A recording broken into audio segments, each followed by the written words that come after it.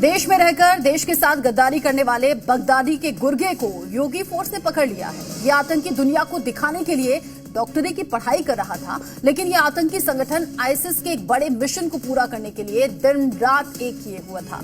लेकिन ये भूल गया कि योगी के यूपी में ये सब संभव नहीं है। उसका ट्रीटमेंट कैसे हुआ, रिपोर्ट देखिए।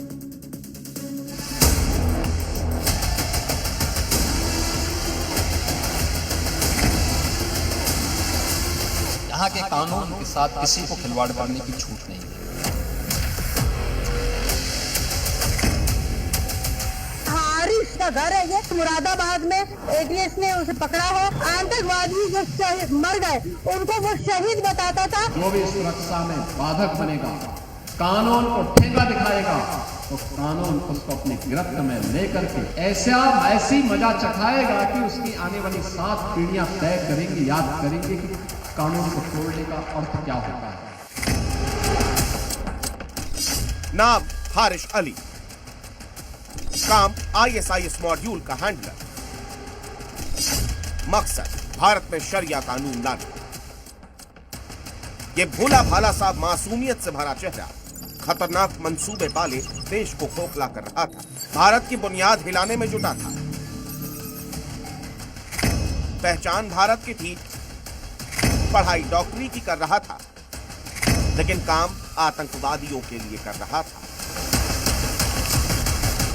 सेकेंड ईयर बीडीएस का छात्र हारिस अली रहने वाला यूपी के सहारनपुर का है। छवि व्हाइट कॉलर वाली है, इसीलिए पड़ोसियों को यकीन नहीं हो रहा है कि हारिस आईएसआईएस आतंकी हो सकता है।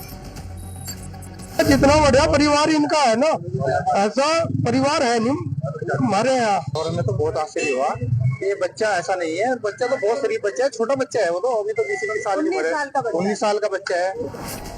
हारिस आईएसआईएस के ऑनलाइन मॉड्यूल से जुड़ा था।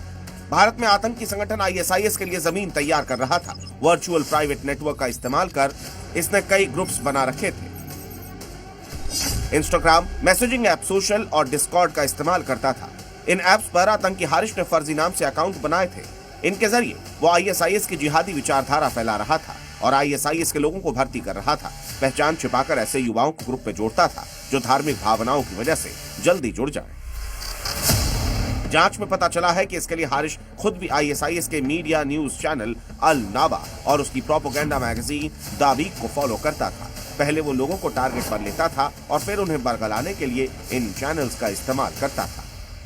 ये वो अलनामा करके वो वेबसाइट है, मैगजीन है, जिसपे आईएसआईएस की तमाम जानकारियां उपलब्ध हैं। इसके साथ साथ जो दाबिक मैगजीन है उसको भी रोजाना हारिस अली पढ़ता था और उससे तमाम जानकारियां इकट्ठा करता था और अपने जो साथी थे उनको इस जानकारी के बारे में बताता था।